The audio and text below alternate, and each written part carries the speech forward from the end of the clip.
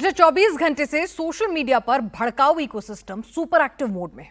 पुणे हिंसा के वीडियोस दनादन cut paste हो रहे हैं। हिंसा के वीडियोस को एडिट करके वायरल किया जा रहा है।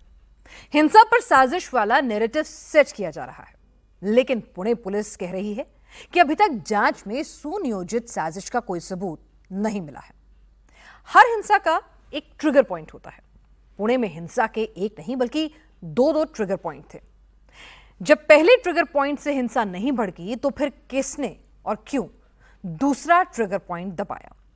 कोई है जो चाहता है महाराष्ट्र में हिंदू भड़कें, सड़क पर उतरे।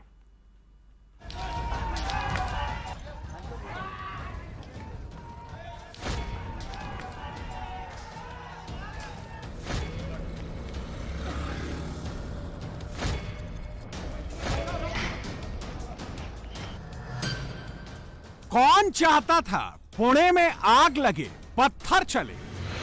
बड़े बड़े पत्थरों से, इस तरह से जो बड़े बड़े पत्थर हैं, इन बड़े बड़े पत्थरों से इस दुकान पर जमकर पथराव किया गया है। साथ ही में सड़क के किनारे जो ब्लॉक्स होते हैं उनका भी इस्तेमाल किया गया और हर तरफ अगर आप देखेंगे तो यहाँ पर सिर्फ और सिर्फ कांच ही नजर आ रहा है। किसने हिंसा का प्लान बनाया, हिंदुओं को बार बार भड़काया? भी कुछ डाला था, कुछ क्या बोलते उसको, हाँ टेटर डाला था, इसलिए कुछ हो है तो गांव में पूरा फैल गया। गांव में ऐसा होगा, इसमें माल बहुत गर्म हो गया। 26 जुलाई को मूर्ति तोड़ी, 7 दिन बाद हिंसा क्यों भड़की?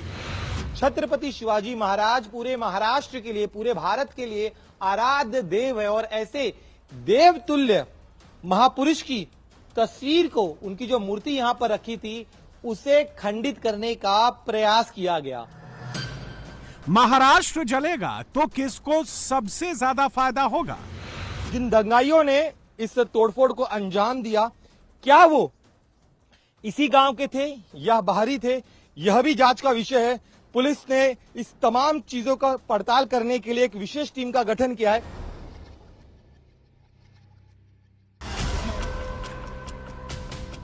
ना ये बाइक जलती, ना ये गाड़ी टूटती, ना ईंट चलते, ना पत्थर फेंके जाते, ना नैरेटिव गैंग पुणे में अपना एंगल सेट कर पाता, क्योंकि पुणे में जो हुआ वो रोका जा सकता था, लगभग रोका भी गया था। लेकिन फिर सैयद की एक पोस्ट ने वो कर दिया जिसने पुणे के यवत गांव को हिंसा की आग में झोंक दिया।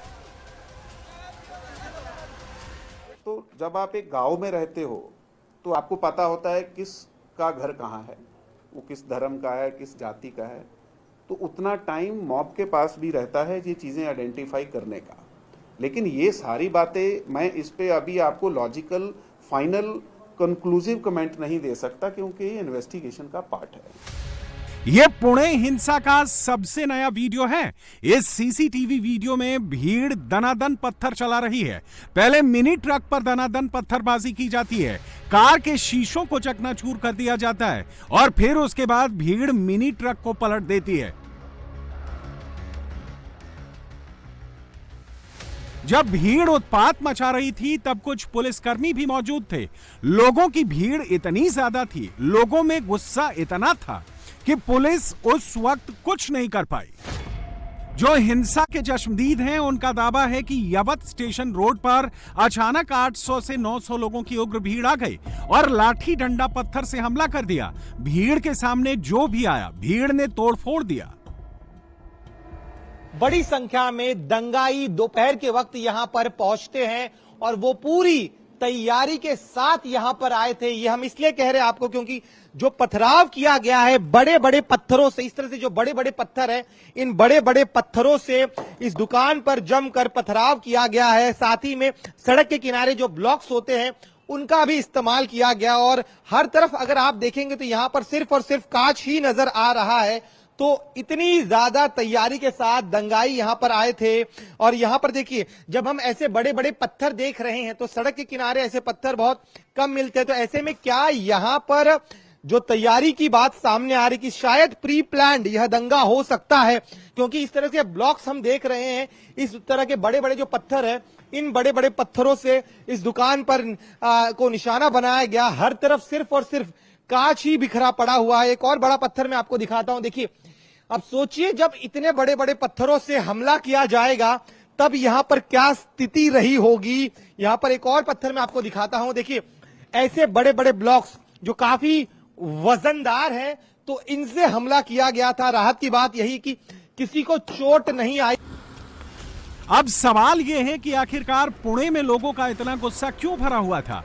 पुणे में पिछले 24 घंटों में जो कुछ हुआ और जो कुछ अब हो रहा है, इसके पीछे कोई आपत्तिजनक पोस्ट की बात कर रहा है, तो कोई छत्रपति के अपमान की बात बता रहा है, तो कोई इसे सोची समझी साजिश बता रहा है। जो जिस पक्ष का है वो उसी पक्ष की बात कर रहा है, लेकिन सवाल सच का है। पुणे हिंसा का सच क्या है? 26 जुलाई को महाराष्ट्र में शिवाजी की मूर्ति खंडित की गई थी। 1 अगस्त को पुणे के यवत में हिंसा हुई। सवाल यह है कि 7 दिन बाद भीड़ सड़क पर क्यों उतरी? पुणे के यवत में इतनी हिंसा क्यों भड़की कि कर्फ्यू लगाना पड़ गया? यवत गांव में दंगाइयों ने जमकर कोहराम मचाया। इस वक्त हम हैं यवत स्टेशन रोड परिसर में और यहां जो मुस्लिम समाज के लोग रहते थे उनके घरों को, उनकी गाड़ियों को चुन चुन कर निशाना बनाया गया। तस्वीरें आप देखिए, जब दंगाई यहां से गुजर रहे थे तब उनके सामने जो जो गाड़ियां आती गई सभी गाड़ियों को निशाना बनाया गया। बड़े बड़े पत्थरों से गाड़ियों को तोड़ा गया। अभी भी आप देखिए किस तरह से गाड़ियों के जो सीट पर अभी भी बड़े बड़े पत्थर पड़े हुए। हमारे साथ वो लोग हैं जिनके गाड़ियों को निशाना बनाया गया। आपका नाम बताइए और क्या कितना मॉब था यहाँ पर, ये बताइए। मेरा नाम तौफीक शेख है जी। मैं इस मोहल्ले में रहता हूँ। यहाँ पे करीबन 1000-1200 का मॉब आया था और उन्होंने जितने मुस्लिम घर थे यहाँ पे तीन घरों को टारगेट किया यहाँ पे। पुणे में जो कुछ हुआ वो एक रात या एक मूर्ति खंडित होने की बात पर नहीं हुआ।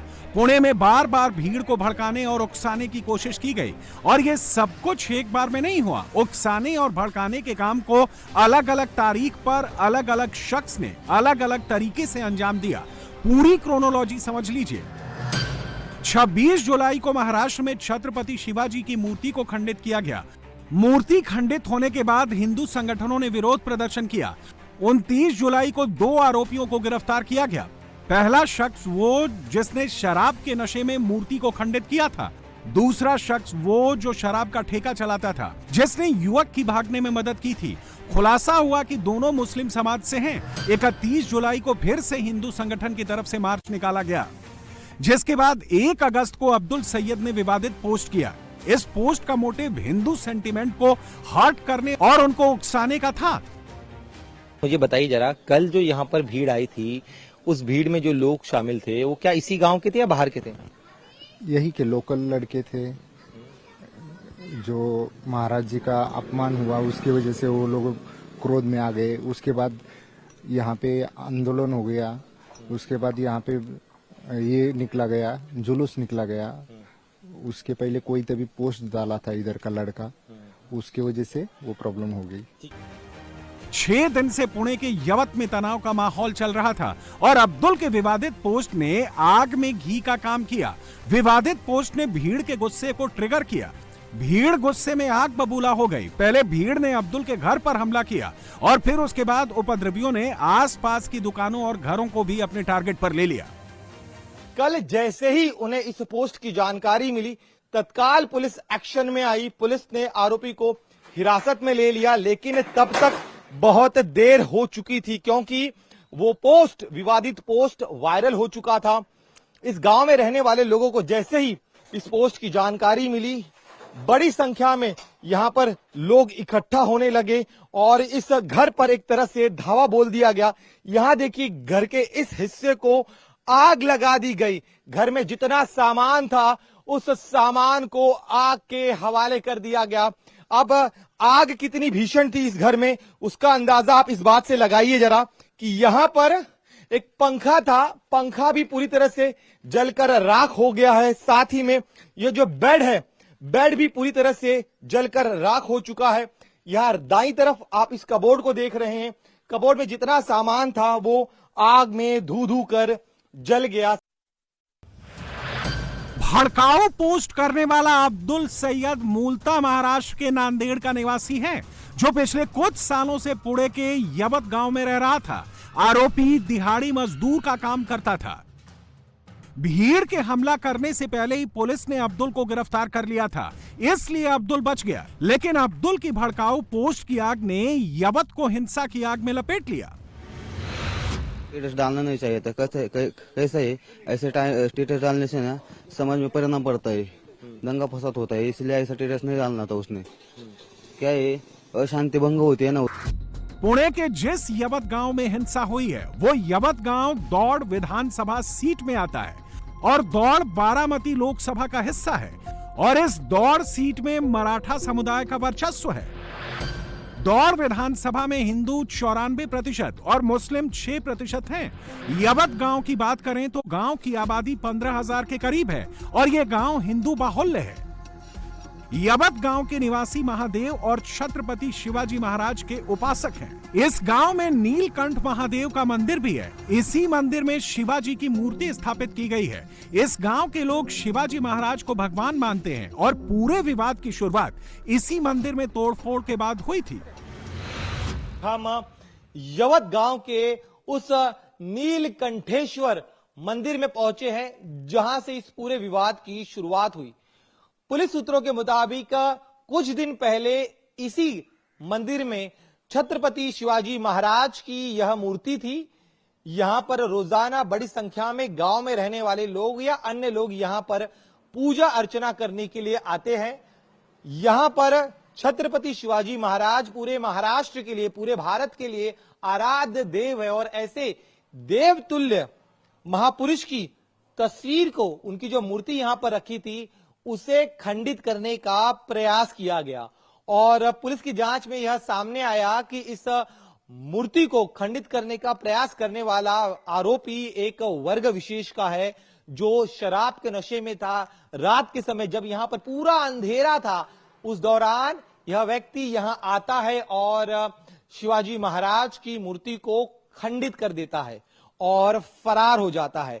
जैसे ही इसकी जानकारी स्थानीय लोगों को मिलती है, लोगों में गुस्सा बहुत ज्यादा बढ़ जाता है। पुणे में शिवाजी की मूर्ति तोड़ी गई, हिंदुओं को भड़काने वाले स्टेटस लगाए, लेकिन भड़काऊ गैंग का इकोसिस्टम साइलेंट था।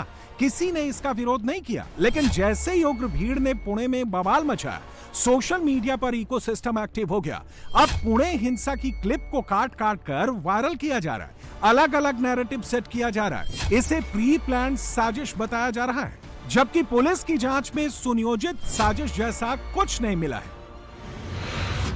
4 से लेके 5 जगह पे ये मॉब गया है और ये एक ग्रुप इकट्ठा नहीं था उस समय पे। तो मॉब साइकोलॉजी में it was a leaderless mob at that time. As of now though we will identify then who all were instigating in the back. Investigation में वैसा निष्पन्न होगा कि पहले इन्होंने प्लान करके किया था तो हम उस तरीके से चार्ज करेंगे। अगर उसमें ये निष्पन्न होता है कि immediately it was plan to go this way और दैट वे, तो उस हिसाब से आ जाएगा। महाराष्ट्र के सीएम देवेंद्र फडणवीस ने किसी भी दंगाई को न बख्शने की बात कही है और पुणे पुलिस का एक्शन शुरू हो चुका है। पुलिस अलग अलग एंगल से इस केस की जांच कर रही है। पुलिस पुणे में हिंसा फैलाने वाले आरोपियों की तलाश में जुटी है। सीसीटीवी फुटेज में शिनाख्त का काम किया जा रहा है। पुलिस ने इस मामले को लेकर कुल 5 एफआईआर दर्ज की है, जिसमें 100 लोगों के खिलाफ मुकदमा दर्ज हुआ है। पुलिस ने 20 लोगों को कस्टडी में लिया है और हिंसा में इन लोगों के रोल को वेरीफाई किया जा रहा है।